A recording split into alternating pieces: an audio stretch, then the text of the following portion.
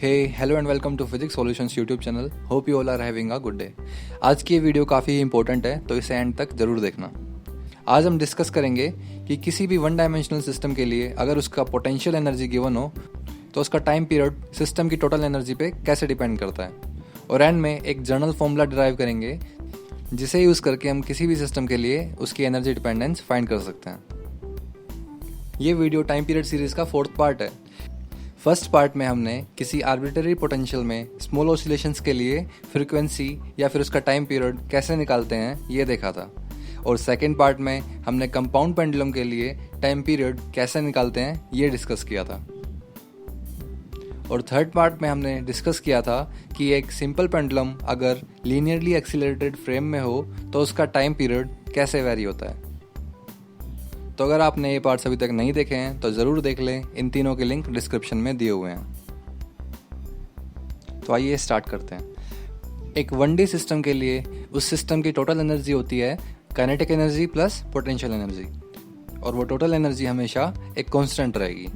यानी अगर potential energy increase हो रही है तो काइनेटिक एनर्जी डिक्रीज होगी, और काइनेटिक एनर्जी इंक्रीज हो रही है तो पोटेंशियल एनर्जी डिक्रीज होगी।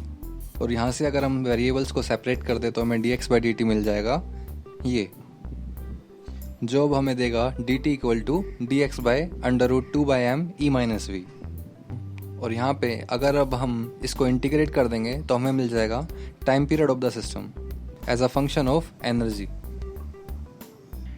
और यहाँ पे m यानी मास और एनर्जी कांस्टेंट है तो उसको हम इंटीग्रल से बाहर लिख देंगे। तो अब जो फॉर्म बन जाएगी इंटीग्रल की वो होगी कुछ ऐसी। तो इस इंटीग्रल को सोल्व करने के लिए v/e को y से रिप्लेस कर देंगे, जो कि एक डायमेंशनलेस वेरिएबल है। तो ये इक्वेशन हमें बताएगी कि टाइम पीरियड एनर्जी पे कैसे डिपेंड करता है। ये एक इम्पोर्टेंट फॉर्मूला है, इसे हमें याद रखना है। आइए इसे एक एग्जांपल से समझते हैं। एग्जांपल लेते हैं सिंपल हार्मोनिक ऑसिलेटर का। उसके लिए पोटेंशियल की फॉर्म होती है हमारी 1/2 kx² की। तो पोटेंशियल को एनर्जी से डिवाइड करके y के इक्वल पुट कर देंगे तो हमें मिल जाएगा y equal to v/e equal to kx²/2e। और यहाँ से x की फॉर्म निकाल लेंगे तो हमें मिल जाएगा ये। और अगर अब दोनों साइड डिफरेंशिएट कर देंगे तो हमें मिल जाएगा dx equal to e⁻1/2 √2k 1/2√y dy। तो अब हम हमारा फॉर्मूला यूज़ कर लेंगे जो कि है t equal to e⁻−1/2 √m/2 integral dx/√1 - y। इसमें अब ऊपर से dx की वैल्यू पुट कर देंगे तो हमें मिल जाएगा ये। तो यहाँ पे एक पावर है e⁻−1/2 और एक पावर है e⁻1/2, दोनों मिलके हमें मिलेगा e⁻0। तो बाकी का बचा हुआ इंटीग्रल एक कांस्टेंट देगा। जब तक ये पूछा ना हो कि सिस्टम के लिए टाइम पीरियड क्या होगा तब तक इस इंटीग्रल को सोल्व करने की ज़रूरत नहीं है। और तो यहाँ से हमें मिल रहा है कि हमारा टाइम पीरियड e⁻0 के प्रोपोर्शनल है। Therefore, for the simple harmonic oscillator, the time period is independent of the energy. तो आइए एक छोटा सा एग्जांपल और देखते हैं। दूसरे एग्जांपल में बोला है कि अगर हमारा गिवन पोटेंशियल है v इक्वल टू k/x और सिस्टम की टोटल एनर्जी है E, तो हमारा टाइम पीरियड कैसे डिपेंड करेगा E पे। तो इसके लिए भी पहले v को E से डिवाइड कर देंगे और पुट कर देंगे y के इक्वल, तो हमें मिल जाएगा y equal to v/e equal to k/xe। और यहाँ से x की फॉर्म निकाल लेंगे तो हमें मिल जाएगा x इक्वल टू k/ey। अब दोनों साइड डिफरेंशिएट कर देंगे तो हमें मिल जाएगा dx equal to -k/ey² into dy। तो इस dx को अपने टाइम पीरियड के फॉर्मूले में पुट कर देंगे तो हमें मिल जाएगा ये। तो अब टोटल e की डिपेंडेंस देख लेते हैं तो हमें मिल जाएगा e⁻−1/2 और e⁻−1, तो टोटल हो जाएगा e⁻−3/2 और साथ में इंटीग्रल। और इस इंटीग्रल को सोल्व करने की ज़रूरत नहीं है अगर हमसे कांस्टेंट की वैल्यू ना पूछी हो तो यहाँ पे भी हमारा जो टाइम पीरियड है वो प्रोपोर्शनल होगा e⁻−3/2 के। तो ऐसे किसी भी पोटेंशियल के लिए हमें अगर टाइम पीरियड की फॉर्म पूछी हो तो हम इजीली फाइंड कर सकते हैं। तो आइए इसे जनरलाइज कर देते हैं कि अगर हमारा पोटेंशियल प्रोपोर्शनल हो x⁻n के, तो इस पोटेंशियल के लिए अगर हम सोल्व करेंगे तो हमें मिलेगा एंड में time period is proportional to e⁻1/n - 1/2। तो इसमें n की वैल्यू पुट करके हम डायरेक्ट टाइम पीरियड का एनर्जी पे डिपेंडेंस फाइंड कर सकते हैं। आइए इस जनरलाइज फॉर्मूले को CSIR नेट और जेस्ट के क्वेश्चन पे इम्प्लीमेंट करके देखते हैं। पहला क्वेश्चन है नेट दिसंबर 2017 का। क्वेश्चन है the energy of a one dimensional system governed by the Lagrangian L equal to 1/2 m x dot square minus 1/2 k x की power 2n where k and n are two positive constants is E naught. The time period of the oscillation t satisfies और 4 options दिए हुए हैं कि time period t E naught energy पे कैसे depend करेगा। We know that Lagrangian of a system is given by L equal to t minus v, यानी kinetic energy minus potential energy. और क्वेश्चन में हमें लैग्रांजियन गिवन है L equal to 1/2 m x dot square minus 1/2 k x की power 2n। तो यहाँ पे हमारी पोटेंशियल एनर्जी हो जाएगी 1/2 k x की पावर 2n। तो इस पोटेंशियल को अगर हम अपने जनरल पोटेंशियल से कंपेयर करेंगे तो हमें मिलेगा here n is equal to 2n। तो हमारा टाइम पीरियड बन जाएगा t is proportional to e की पावर 1/2n माइनस 1/2 और यह हमें देगा e की power 1 minus n by 2n, यानी हमारे गिवन सिस्टम के लिए टाइम पीरियड प्रोपोर्शनल होगा e की power 1 minus n by 2n के। और ये मैच कर रहा है ऑप्शन बी से, तो हमारा करेक्ट ऑप्शन हो जाएगा ऑप्शन बी।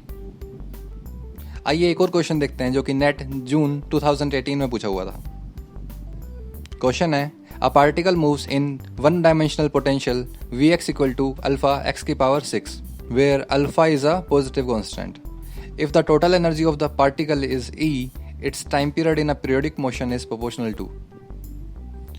और 4 ऑप्शंस गिवन है। तो हमारे क्वेश्चन में हमें पोटेंशियल गिवन है Vx equal to alpha x की पावर 6, और इससे अगर हम कंपेयर करेंगे हमारे जर्नल पोटेंशियल से तो हमें मिलेगा n की वैल्यू 6। तो डायरेक्ट इसे जनरलाइज फॉर्मूले में पुट कर देंगे तो हमें मिल जाएगा t is proportional to e की power 1/n minus 1/2 which is equal to e की पावर 1/6 माइनस 1/2, और जो कि सोल्व करने पे हमें देगा e की power minus 1/3।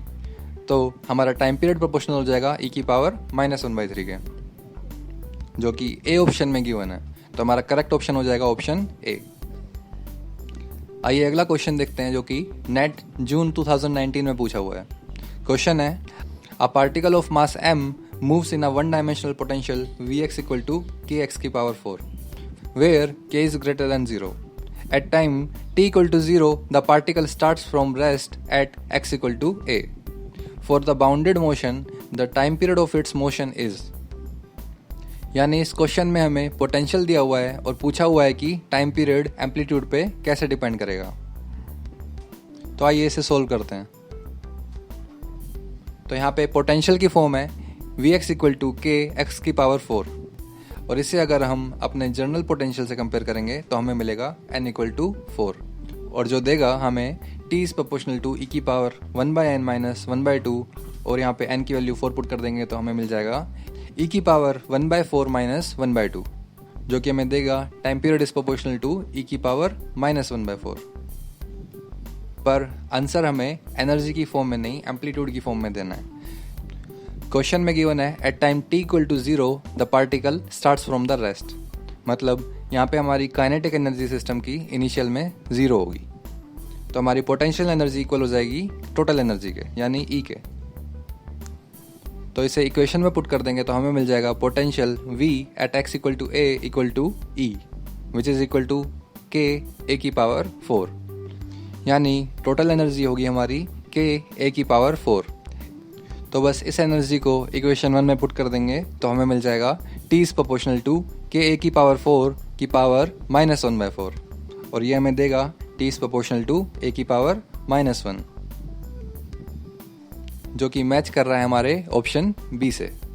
Therefore correct option is option B. तो इस टाइम पीरियड के जर्नल फॉर्मूले को यूज़ करके आप किसी भी गिवन पोटेंशियल के लिए इजीली बता सकते हैं कि टाइम पीरियड एनर्जी पे कैसे डिपेंड करेगा। आइए एक और क्वेश्चन देखते हैं जो कि जस्ट 2020 में पूछा हुआ है। क्वेश्चन है consider a particle in one dimension with total energy E is oscillating in a potential Ux equal to a mod x की power n, where a and n are the positive constants. Which one of the following gives the relation between the time period of the oscillation t and the total energy E? और 4 options given है। तो यहाँ पे हमारा given potential हमारे journal potential से match कर रहा है और ऑप्शन ए हमारे जर्नल टाइम पीरियड के फॉर्मूले से, यानी ये क्वेश्चन डायरेक्ट पूछा हुआ है, तो यहाँ पे करेक्ट ऑप्शन हो जाएगा ऑप्शन ए। तो ये फॉर्मूला काफ़ी इंपॉर्टेंट है, तो इसे हमेशा याद रखना और अपने आने वाले अगले एग्जाम्स में अप्लाई भी करना।